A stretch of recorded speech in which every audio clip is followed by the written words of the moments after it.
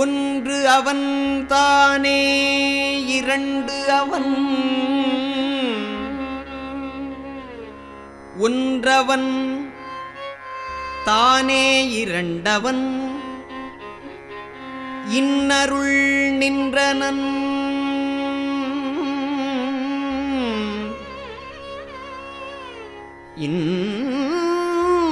அருள் நின்றனன் மூன்றினுள் நான்கு உணர்ந்தான் ஐந்து வென்றனன் ஆறு விரிந்தனன் ஏழ் உம்பற் சென்றனன் தான் இருந்தான் உணர்ந்து எட்டே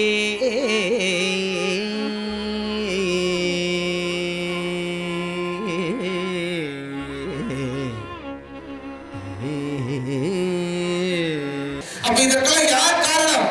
நானே காரணம். நமக்கு யார் வேணும்? இவர் அப்பா, இவர் அம்மா, இது கணவன், இது மனைவி, இது பிள்ளைகள் செலக்ட் பண்ணி நம்ம பிறந்துட்டோம். புரிஞ்சுக்கணும். திரும்ப சொல்ற, நீயே உன் வாழ்க்கைக்கு தேவையானவர்களை எல்லாம் நீயே பொறுக்கி செலக்ட் எடுத்து நீ பிறந்துட்ட. சொல்ற, விண்ணின்றிடைந்து வினைக்கீடாய் நீ கொண்டு தன்னின்ற தாளை தலைக்காவ முன்வைத்து உன்னின்றுருக்கி ஓர் உலப்பிலா ஆனந்த கண்ணின்று காட்டி களிம்பருத்தானே. எங்கிருந்து வந்தோம்? விண்ணின்று இடைந்து அங்கிருந்து வந்தோம். வினைக்கீடாய் மெய்குண்டு என்ன வினை? நாம செய்யக்கூடிய நல்ல வினைகள் தீய வினைகள். புரிஞ்சுச்சா?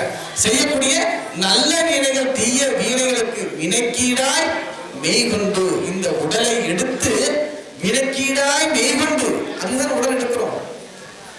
நாம செய்த பாவ புண்ணியத்திற்கு தகுந்ததுமே நமக்கு உடல். அவர் அப்படி இருக்கிறார், நம்ம இப்படி இல்லையே. இவர் இப்படி வாழறார், நம்ம இப்படி வாழலையே. சொல்றார், விண்ணின்றிடைந்து வினைக்கீடாய் மெய்கொண்டு இந்த உடலை கொண்டு தன்னின்ற காலை. யார் இருக்கிறார் உடம்புல? சொன்ன சிவபெருமானே இருக்கிறார்.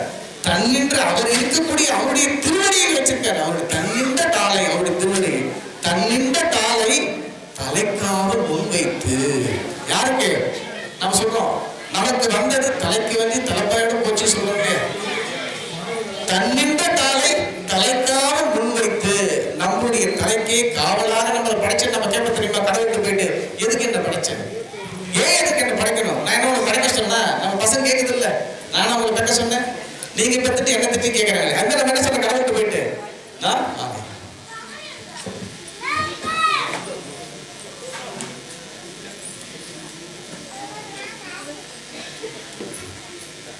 நமக்கு தேவையான இந்த வாழ்க்கையை யார்னா நாமே இந்த வாழ்க்கையை தேர்ந்தெடுத்துக்கொண்டோம் என்பதை நம்ம முதல்ல உணரணும். ஒன்னின் துணிக்குவோர் உலப்பிலா ஆனந்த கண்ணின்று காட்டி களிம்பருத்தானேன்னு சொல்றேன். அப்ப நம்ம வாழ்க்கைக்கு தேவையான நமக்கு எவையெல்லாம் தேவை இதெல்லாம் நம்ம எப்பமா முடிவு எடுத்துட்டோம்? எல்லாம் போன பிறப்புல எடுத்துட்டோம். அப்ப அந்த போன பிறப்புல எடுத்து இந்த பிறப்புல நம்ம அப்பா அம்மாவுக்கு மூலமா அதுதான் சொல்றாரு திருமூலர். இது திருவள்ளுவர் இதில் சேரி வினயம் சேரான்னு சொல்றாரு. திருக்குறளே இதேதான் வரும். அப்ப நமக்கு என்னன்னா, இந்த நல்வினை தீவினையை நாம் பெற்றதால் நாமளே முடிவு எடுத்துட்டு வந்துட்டோம். அதுக்கு பேரு சஞ்சீத கர்மம். அப்பா அம்மா மூலியமா நமக்கு வந்தாச்சு. இப்ப நம்ம வாழ தெரியுமா அந்த வாழ்க்கையில?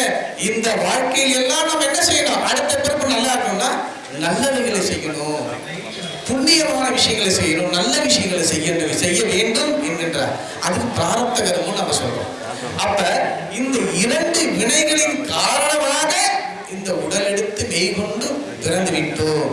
இங்க நாம புரிஞ்சிக்க வேண்டிய விஷயம், நீங்க நல்லா இந்த விஷயத்தை நீங்க மனசுல ஏத்துக்கிட்டீங்கன்னா உங்களுக்கு யாருக்கும் புருஷன் மேல பொண்டாட்டிக்கோ, பொண்டாட்டி மேல புருஷனுக்கோ, பிள்ளைங்க மேல கோவம் வராது. என்ன புரிஞ்சு போச்சு உங்களுக்கு? சொல்லுங்க, என்ன புரிஞ்சு போச்சு? இதெல்லாம் காரணம் யாரு? பேசுறது கேக்குதா? புரியுதா உங்களுக்கு? இதுக்கெல்லாம் காரணம் யாரு? நாம தான் காரணம் எல்லாத்துக்கும். நாம கேட்டோம், கொடுத்துட்டாரு, அவ்வளவுதான். இப்ப நம்ம கிட்ட என்ன இருக்கோ பேங்க் பேலன்ஸ் அதான் நமக்கு கிடைக்கும் இல்லையா? நாம லோனா வாங்கி வச்சுட்டா இந்த பிறப்புல லோனா புண்ணியம் செய்வார்க்கு பூவுண்டு நீருண்டு சொல்றார். அண்ணல் அது கண்டு திருமந்திரம் தான். அப்ப இந்த நாம் வாழக்கூடிய இந்த வாழ்க்கையில் இந்த விஷயத்தை நம்ம புண்ணியங்கள் செய்கின்ற போது என்ன வரும் அப்படின்னா, நமக்கு அடுத்த பிறவும் நல்லாவும் இதில் இருக்கக்கூடிய விஷயங்கள்லாம் நாம் பின்பற்றி நடந்தால் இந்த வாழ்க்கையும் சிறப்பாக இருக்கும் என்று அதில் சொல்றார். அடுத்து நம்ம புரிஞ்சுக்கணும், நான் கஷ்டப்பட்டு நீங்க உங்களுக்கு வாழ்க்கையில என்னென்னலாம் துன்பம் கஷ்டங்கள் இருக்கின்றதோ எதையெல்லாம் நீங்க உங்களுடைய மனசுல போராட்டமா எடுத்துட்டு வாழ்ந்துருக்கீங்களோ இதற்கான அந்த நிஜத்தை நீங்க புரிஞ்சுக்கிட்டீங்கன்னு வச்சுங்களேன், உங்க மனசு கொஞ்சம் இழகும். இதற்கெல்லாம் காரணம் அவன் கிடையாது, இதற்கெல்லாம் கேட அவன் கிடையாது, இதுக்கெல்லாம் நாம தான் காரணம். நானே சொல்றாருல கிருஷ்ணர், எல்லாம் நீ கிடையாதுடா, எல்லாத்துக்கும் நான் தான் செய்யுன்றாரு இல்லையா கிருஷ்ணர். அது மாதிரி எல்லாத்துக்கும் நாம தான், நாமே அனைத்திற்கும் காரணமாக இருந்து நாமே அதை எடுத்துட்டு இங்க வந்துட்டோம். இப்ப நம்ம என்ன பண்ணணும், யாரை பார்த்து எந்த குறையும் சொல்ல தேவையில்லை, யாரை பார்த்து நம்ம வருந்த வேண்டியதில்லை, திருந்த வேண்டியதில்லை. சொல்ற, நான் எவ்வளவு கஷ்டப்பட்டு அந்த பிள்ளை பெற்றேன், நான் எவ்வளவு கஷ்டப்பட்டு அந்த பிள்ளையை பெற்றேன். இன்னைக்கு அவன் வெளிநாட்டுல போய் உட்காந்துட்டா வரமாட்டான், இல்ல ஊர்ல போய் உட்காந்துட்டா, நான் சொல்லாம நடக்கல, கஷ்டப்படுறோம், புலம்புறோம், வேதனை பண்ணுறோம் இல்லையா எல்லாமே. உயிர் குஞ்சி முட்டையை காக்கை கூட்டிட்டால் அயற்பின்றி காக்கை வளர்க்கின்றவாறே, இயக்கில்லை போக்கில்லை ஏன் என்பதற்கில்லை, மயக்கத்தால் காக்கை வளர்க்கின்றவாறே. அற்புதமா சொல்லிட்டார். நீங்க கவலைப்படணும். இந்த குயில் இருக்கு இல்லைங்களா, இந்த குயில் வந்து முட்டையிட்டுருவான். எங்க கூட முட்டையிடுவான், காக்காவோட கூண்டல் கூட முட்டையிட்டுருவான். ஏன், அந்த குயிலுக்கு முட்டையிட்டு அதை அடை வச்சு தெரியல உங்களுக்கு, குயில் வந்து காக்கா கூண்டல் கூட முட்டை போட்டுருவோம். முட்டை போட்ட என்ன பண்ணுவோம், இந்த காக்கா வந்து அதை வளர்க்கும், பாதுகாத்து வளர்க்கும். அது முட்டை நெச்சது உட்காந்துருக்கு தெரியல எல்லாருக்கும். ஆனா கொஞ்சம் வளர்ந்த வந்தோடனே காடு கத்தத்து போது கூடு கத்து இல்லையா, அப்ப இந்த காக்கா தெரிஞ்சிடும், ஆஹா இது நம்ம ஆள் இல்லையே. அப்படிதான் நம்ம கத்த பிள்ளைங்களா, இது வரைக்கும் ஒழுங்கா இருந்தது, இந்த வயசு வந்தது, இது வரைக்கும் எதுவும் பேசாதது இப்ப மாத்தி பேசுது, இதுவரை நம்ம ஒருத்தப்படும் இல்லையா. அப்ப நீ காக்கா நினைச்சு வளர்த்த, அது காக்கா இல்ல குயில். புரிஞ்சுக்கணும், குயில் குஞ்சு முட்டையை காக்கை கூட்டிட்டா. ஆனா ஒரு தாய் இருக்காங்க தெரியுமா, அதான் சொன்னேன், இருப்பதிலே பெண் போல் ஒரு அற்புதமான தெய்வம் எது கிடையாது சொல்றேன்.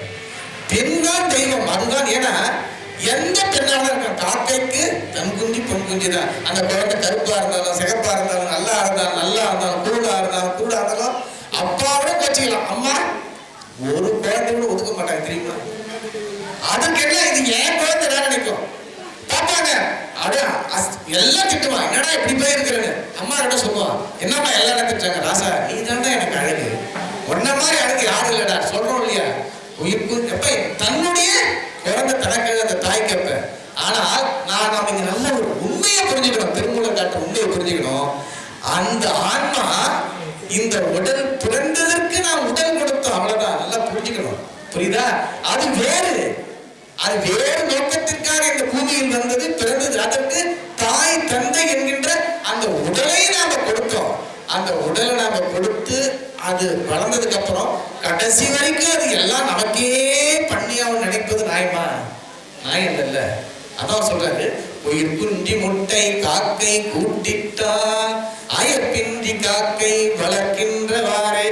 எதை பத்தி தூக்கம் இல்லை அந்த தாய்க்கு, நைட்டும் பகலும் தூக்கம் இல்லாம அந்த குழந்தைக்கு பால் கொடுத்து கத்தி கொசு கடிதா எலி கடிதா எறும்பு கடிதா வளர்த்து அந்த குழந்தைங்கள அயற்பின்றி இயக்கில்லை போக்கில்லை எது இது இல்லாம அப்பா வீட்டுல திட்டினா சரி, அம்மா வீட்டுல திட்டினா சரி, புருஷ வீட்டுல திட்டினா சரி, என்ன வந்தாலும் அந்த குழந்தைய வளர்த்து எடுக்கிற வரைக்கும் அவ அந்த குழந்தை பின்னாடி ஒரு போன சங்கிலிக்கு கழுத்தா இருக்குமா, இல்ல நாம தெரியுமா நமக்கு, இல்ல எழுதி இப்படி எல்லாத்தையும் கொடுத்து கேட்குமா, இல்ல என்ன பண்ணோம், யாரை கூட்டிட்டு போவோம், யாரை கூட்டிட்டு வருவோம், ஒன்றும் தெரியாது.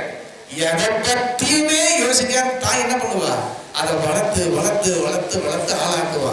அவ்வளோ ஆளா இருந்தா பெண்ணா, இயக்கில்லை போக்கில்லை ஏன் என்பதற்கில்லை. அந்த குழந்தை அதை பத்தி எதுவுமே யோசிக்கிறார். குழந்தை டாக்டர் வருவானா, இன்ஜினியர் வரும், என் குழந்தை நல்லா வருவாயா சொல்லல, என் குழந்தை நல்லா இருப்பான், அப்படிதான் வளர்க்குறோம். அப்ப இந்த ஆன்மா என்பது இங்க ஒரு உடல் எடுத்து வருது, இது என்ன அனுபவிக்க போதுன்னு அதுக்கு தெரியாது. அந்த குழந்தை நம்மளுக்கு நாளைக்கு நல்லது பண்ண போதா கெடுதல் பண்ண போதா இல்லையே நம்மளையே வந்து அது அழிக்க பிறந்த நம்மளுக்கு தெரியாது, எதுவுமே தெரியாது. ஆனா என்ன பண்ண ஒரு தாய் அந்த குழந்தை வளர்த்து ஆளாக்குது நம்முடைய கடமை அல்லவா. சொல்ற இயற்கில்லை போக்கில்லை ஏன் என்பதற்கில்லை. ஏன் இதெல்லாம் காரணம்? கடைசி நீங்க சொல்ற மயக்கத்தால் காக்கை வளர்க்கின்றவாறு. என்ன மயக்கம்? பாசம். என்ன மயக்கம்? பாசம் என்கின்ற மயக்கம். எல்லாம் இல்லைங்க, பாசத்தை வச்சு தொலைச்சிட்டு என்ன பண்றது? இந்த பாச மயக்கத்தால் எப்படி அந்த காக்கா அந்த குயில் குஞ்சியை வளர்க்குதோ தான் முட்டை நினைச்சு, அது மாதிரி இந்த தாய் என்ன பண்றாங்க அப்படின்னா, இந்த பாச மயக்கத்தால் இது எல்லாம் என் கூடயே இருக்கும், எனக்காகவே வந்தது, எல்லாம் பண்ணதுன்னு நினைச்சு அதை வளர்க்குகின்ற அந்த தாய் கடைசியில் என்ன பண்றா, அது போகும்போது மனசு வேதனைப்படுது, கஷ்டப்படுது இந்த குடும்பத்தில் இல்லைங்களா. அப்ப திருமணம் சொல்றார், இதை பற்றிலாம் நீங்க ஒண்ணும் கவலைப்படாதீங்கன்றார். இவையெல்லாம் எல்லார் வாழ்வில் நடக்கக்கூடிய ஒரு விஷயம். இதை நம்ம புரிஞ்சுக்கணும். அப்ப இது என்னது? வாழ்வியல் நிஜங்கள். இதை நம்ம பார்க்கக்கூடிய நிஜம் இருக்குதா இல்லையா? நம்மளுக்கு நாட்டில் நடக்குதா இல்லையா? உலகத்தில் இவையெல்லாம் நாம் தெரிஞ்சுப்பாங்க. பாக்கியங்கள் கிடைத்து கொண்டிருக்கிறது. என்ன பாக்கியம்? ஒரு பக்கம் அபிஷேகத்தை பார்க்குறீங்க, அது கண்களால் பார்க்கிறோம், இந்த சொற்பொழிவு காதுகளால் கேட்கிறோம், இதை முடிஞ்சதுக்கு அப்புறம் வயிற்றுக்கு ஆதாரம் நாள் நாம எல்லாம் இது பண்ண போறோம். ஸோ அப்ப என்னன்னா, அமைதியாக உட்காரணும். வேதம் ஆசான் திருநீ அப்படின்னு சொல்றாங்க. சரியை கிரியை யோகம் ஞானம் என்கின்ற 4 முறைகளில் நாம இந்த மூன்று வழிகளை நம்ம செய்யறோம். அப்ப இப்ப நாம இங்க பண்றோம், நாம என்ன போறோம் இல்லையா, இதெல்லாம் சரிகை முறையில பண்றோம். இப்ப அது ஒரு பக்கம் நீங்க பார்த்து இது பண்ணலாம். பட் வேதங்கள் தான் நம்மளுடைய திருமந்திரம் போன்ற வேதங்கள் தான் இறைவனின் திருமேனின்னு சொல்றாங்க. எது திருமேனி? இறைவனுடைய உண்மையான திருமேனி எதுன்னா வேதம். வேதம் தான் திருமேனி. அப்ப அந்த வேதத்தில் இருக்கக்கூடிய அந்த சத்தியங்களை, தர்மங்களை இந்த உலகிற்கு சொல்கின்றதற்காக வந்தவர்கள்தான் குருமார்கள். அவர்தான் குருமார்கள். அப்ப அந்த சிவபெருமான் திருமணம் சொல்றார், சிவமே குருவென கூறினார் நந்தி. யாரு? சிவம்தான் குரு என்கின்ற வடிவில் மனித உருவில் இவை அனைத்தையும் நமக்கு கொடுப்பாங்க.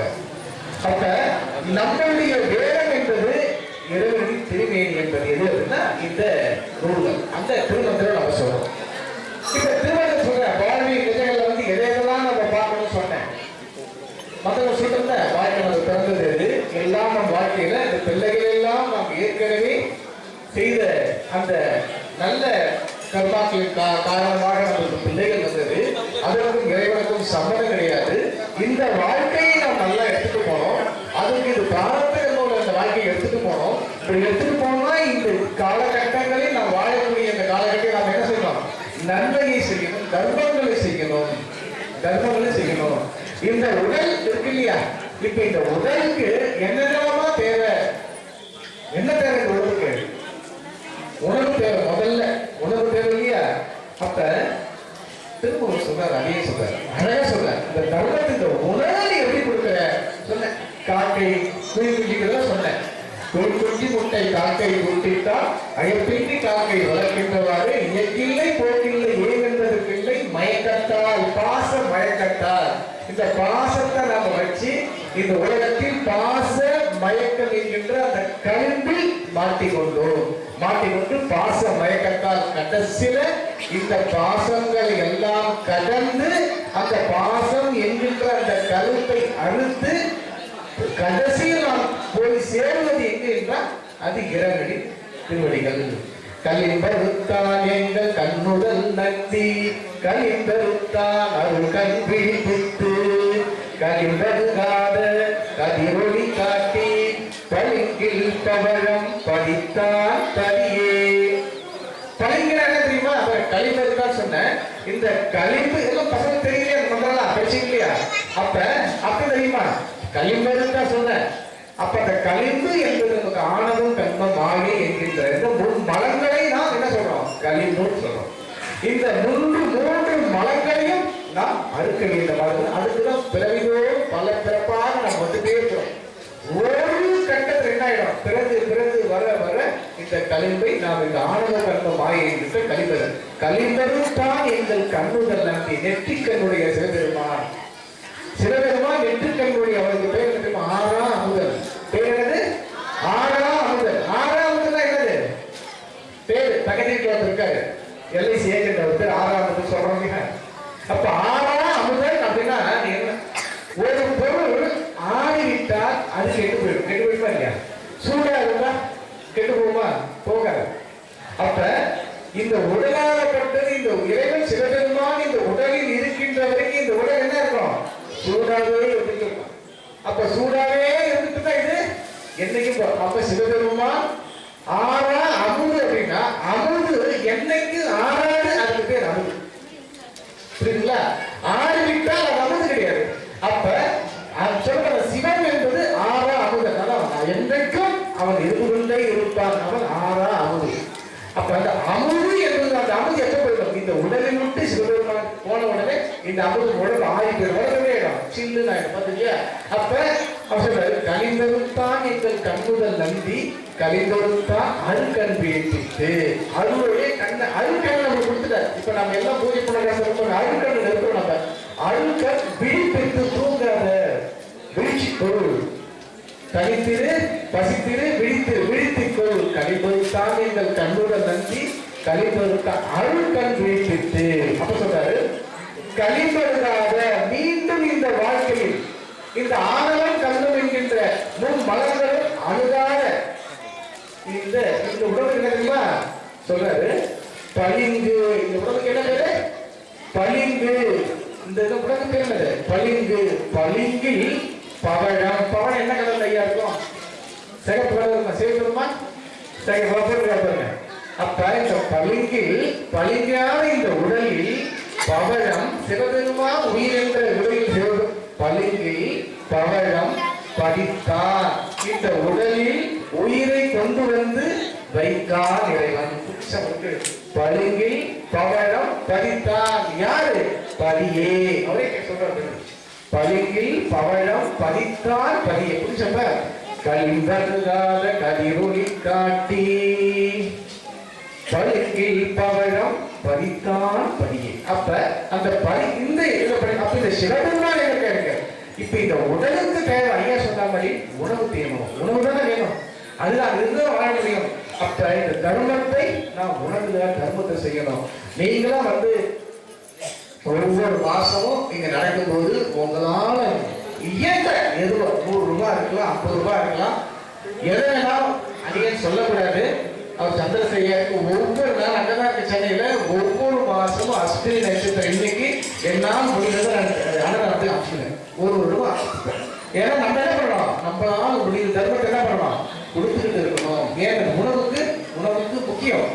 அப்ப நம்ம வீட்டுல சொல்ற தர்ம இந்த அன்னதான உணவை நம்ம எப்படி பண்ணணும்? அதுக்கு நிறைய பல பாடங்கள் எல்லாம் சொல்லியிருப்பாங்க உங்களுக்கு. ஆர்க்கும் விடுமின் அவர்கள் என்னன்மின் படிச்சிருக்கியா? பார்த்திருந்தும் மின் பழம்பொருள் போற்றம் மின். என்ன சொல்ற? ஆர்க்கும் விடுமின். நம்மளை கொடுக்கும் போது இவங்க நம்மளுக்கு வேண்டவங்க வீட்டுல செய்வோம். இன்னைக்கு நல்ல சாப்பாடு செய்து வச்சிருந்தோம்னா 10 பேர் வந்தாங்க. நம்ம ஆளுங்க தேவையான ஃபர்ஸ்ட் எடுத்து வச்சு காலியா எடுப்போம் சொல்றோம் இல்லையா?